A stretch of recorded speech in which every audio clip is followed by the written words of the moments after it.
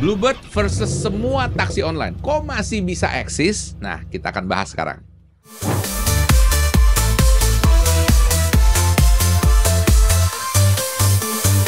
Halo CEO, selamat datang ke CEO Business Online Podcast, tempatnya kamu dapat inspirasi jadi pengusaha sukses yang super seru. Nah, hari ini kita akan ngebahas mengenai Bluebird versus semua taksi online. Yes. By the way, kenapa kita pilih topik ini? Karena kemarin di X atau di Twitter itu lagi heboh. Karena ada orang yang menginterview sopir driver Bluebird dan kaget gitu ya. Ternyata udah ada yang kerja sampai 20 tahun lebih ya kan. Dan terus nanya treatmentnya Bluebird terhadap mereka tuh gimana dan akhirnya jadi heboh. Yes. Tapi ini menurut gue fenomena yang menarik ya. Kok bisa sih menurut lo ya Bluebird yang udah segitu lama, yang dulu ya quote unquote bisa ngomong pangsa pasarnya mungkin 80% ya. Dulu kan taksi kuning ada ya. Sekarang taksinya biru semua ya kan. Yang lain udah nggak ada, tapi yang kuningnya diganti dengan taksi online yang jauh lebih canggih daripada Bluebird. Nah, menurut lu gimana nih? Ya, aku juga kaget ya. Sempat waktu awal paling parahnya kan pandemi. Ya, bukan pandemi sih. Ketika itu taksi online baru muncul lah di Jakarta ya. Benar. Itu Grab lah, Gojek lah. Itu mulai ada GrabCar ya.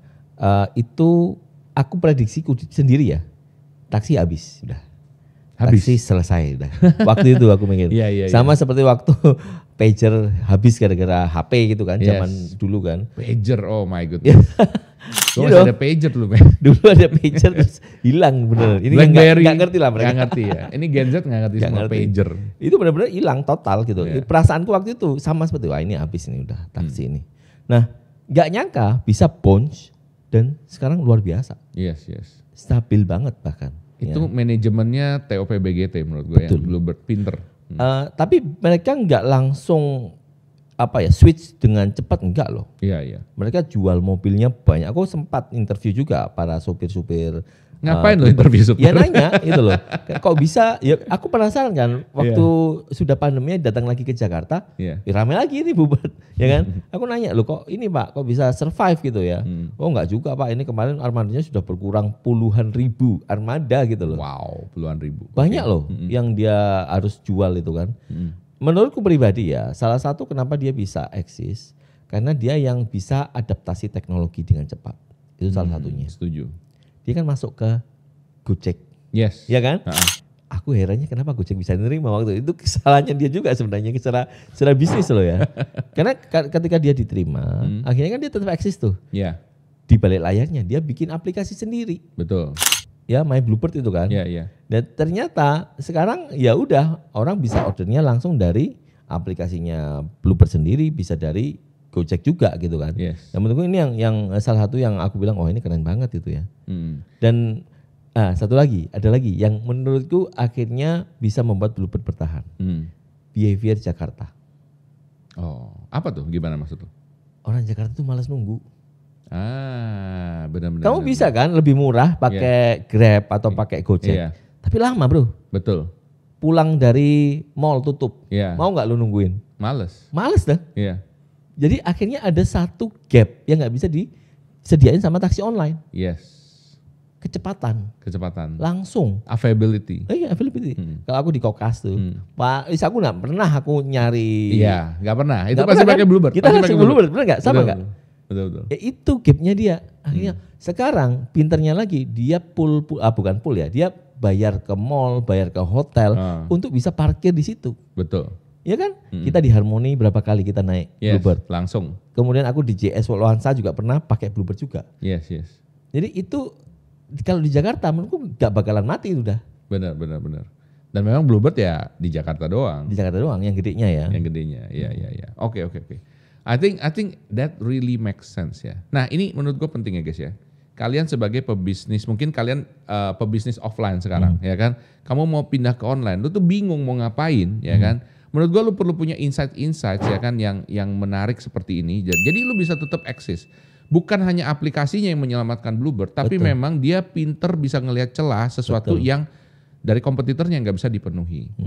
Nah ini guys, kalau lu pengen belajar ya kan kita ada satu kelas bagus banget namanya CEO Bisnis Online, di mana saya, Mas Andri sama satu lagi partner kami, Anthony ya kan, akan sharing selama 3 jam. Betul. Ya kan.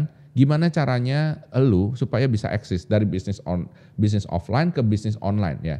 Jadi saran gua kalau lu mau datang ikutan, mendingan daftar sekarang karena yang ini guys, ini cuma 2 bulan sekali acaranya. Ya. 2 bulan sekali doang, oke? Jadi 2 bulan sekali apa 3 bulan sekali gue lupa ya. Jadi ini bener-bener limited. Kalau misalnya lo pengen ikutan, ya kan? Saran gue, lo langsung daftar di sini, ya. Linknya kita sertakan di deskripsi dan di pin komen. Oke, balik lagi ngomongin bisnis offline ke online. Menurut gue ini memang tantangan yang paling besar ya. Betul. Nah, kebanyakan orang itu malah menyalahkan bisnis online-nya. Kalau aku kan sering bilang itu kalau di seminar tuh kan, di China ya kan, toko offline sepi, dia ngajak influencer, ngajak afiliator nge-live di tempatnya dia. Di Indonesia, ketika Tanah Abang sepi, online-nya ditutup. Online-nya ditutup ya, luar biasa makanya ya kan. Nah, tapi again, menurutku kita sebagai pebisnis mau offline mau online. Mungkin nanti ada platform lain lagi ya kan, mungkin di dunia 3D, Maya kita nggak pernah tahu ya kan. Ya kita tetap harus adaptasi. Yes. Ya. Nah kalau pendapat gue sendiri tadi benar Bluebird bisa ngelihat peluang itu. Tapi salah satunya lagi menurut gue ada satu yang mungkin ya yang nggak bisa digantikan, yang belum bisa nih sampai sekarang gap satu lagi yang belum bisa digantikan oleh taksi online. Yaitu dari service, attitude dan service drivernya. Betul, setuju. Wow, itu luar biasa sih. Menurut itu langsung beda banget sih. Langsung beda banget, ya kan? Lu kalau sama Bluebird, wah. Feel safety kita. Feel safe, bener nggak? Iya. Gara-gara dia cuma pakai seragam itu doang, ya kan? Dan kita ngerasa kayak lebih terjamin, lebih aman, ya kan? Kita cocok ini jadi BA-nya Bluebird. Yes, kayaknya Telepon Bluebird di sini ya. Bluebird boleh nih, kontak ya CEO Bisnis Online di sini ya. Jadi aku ngerasa memang itu service yang orang andalkan ya. Ya. Contoh kayak restoran aja ya. Lu bisa ke restoran kayak di Pujasera macam-macam. Tapi kenapa orang tetap makan kayak misalnya ayam goreng ya kan? Why you keep makan di ayam goreng yang merek A, merek B, merek C? Karena kayaknya ya lu lebih pede aja ya kan? Kalau misalnya makan di sini kualitasnya tuh pasti begini. Kalau ini merek apa nggak jelas misalnya kita nggak tahu ya kan, nggak pernah dengar. Mungkin cuma di Pujasera kayak gitu. Nah ini feelingnya sama. Sama. Betul. Jadi ketika paling gampang keluar airport. Nah, bener. Airport itu kita keluar, wah taksi pak, kita ngeri loh. bener. Wah ini sana sini kayak orang, wih gila main kita kayak gitu loh. Yes. Nggak malah aku nggak ngerti apa yang ada di balik strategi itu ya. Tapi aku sebagai konsumen ya, aku tipikalnya yang tidak suka, nggak suka banget kalau ada kayak gitu. Semakin merasa nggak aman. Kayak dicaloin gitu loh sih, ngerti nggak sih? Zaman dulu kan ada calo-calo gitu kan. Iya. Mas, nggak kemana mas? Ingat gak? Wah, gue inget banget ya. Setiap kalau keluar dari bandara langsung, mas sama saya aja mas. Kenapa dia nggak ngomong biasa aja? Kita nggak mau transaksi apa gitu ya? Kayak mau transaksi barang terlarang gitu.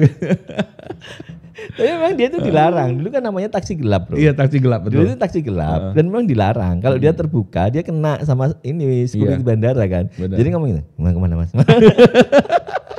Yang menawarin sesuatu. So funny. Iya. Gue ingat banget itu. Oh my God. Tapi sekarang nggak sampai seperti itu, tapi frontal gitu loh. Kayak kita disalesin gitu kan. Kita malah nggak nyaman. Nah akhirnya paling enak ya kita dan Bluebird mana ya Bluebird ya. Kita datang ke Bluebird. Langsung loh, bener ya kan?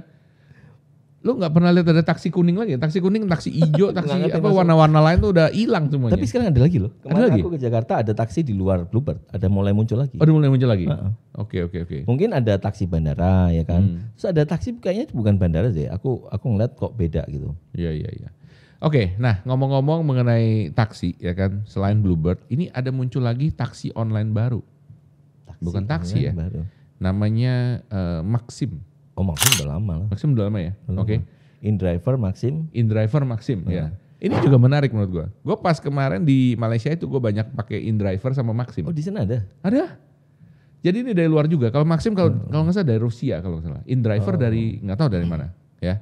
Tapi ini ya maksud gue, wow di tengah segitu ketatnya Dan masih juga, ada orang mau iya. masuk. Dan jor-joran dengan buang budget segitu banyak, masih ada mau loh. Kita bayangin ya, waktu dia mau bikin, guys, kita ada ide bisnis bagus nih. Apa? Bikin taksi online.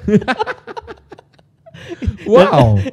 Dan orang-orang, oh ide bagus sekali. Yang lain kan ngomong gitu pasti. Iya. Aku bingung, ini orang kayak gimana yang bikin kayak gitu loh. Iya. Ada ya. Uber aja udah lari, man. Dia masuk, man. Jadi maksudnya ada juga orang yang punya melihat sudut pandang yang berbeda sama kita gitu loh. Iya. Ya, menurut kita itu saingannya, janganlah masuk situ, lu mau Iya. melawan gajah, Bang. Mau lawan Kan ya nggak kan? mungkin gitu. Tapi ada orang yang bilang, ini peluang banget.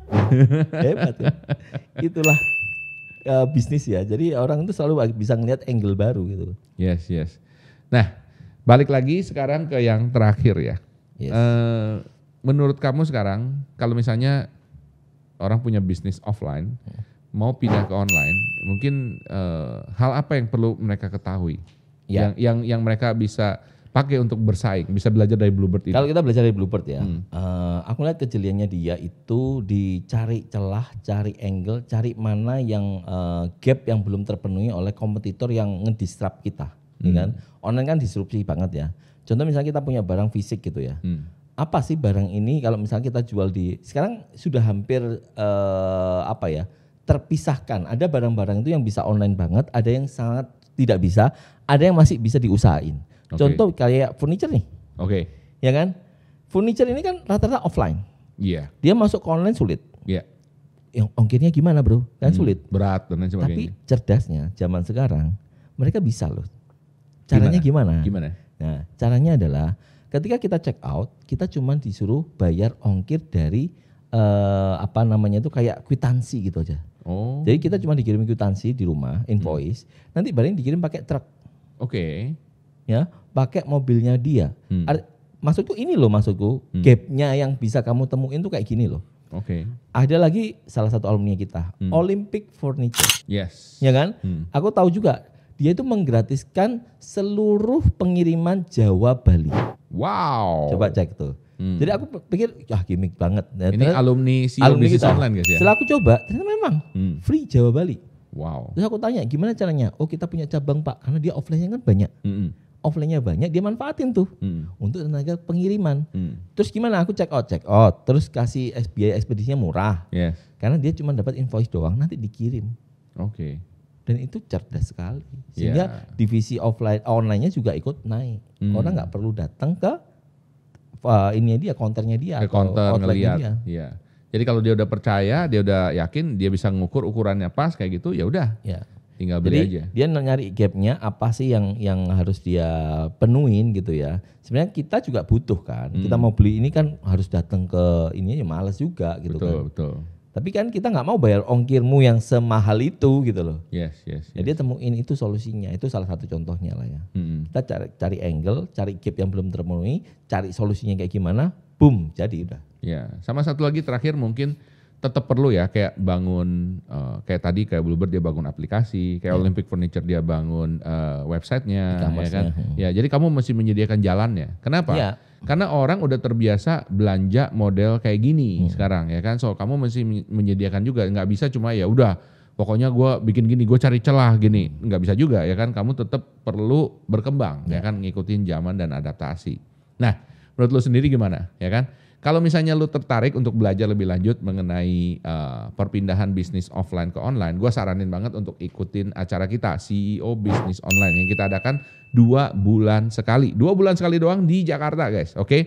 Jadi buruan kalau misalnya lu pengen daftar dan ikutan, kita ada webinarnya juga ya kan? Cek aja linknya di sini ya guys ya, oke? Sampai jumpa di acara.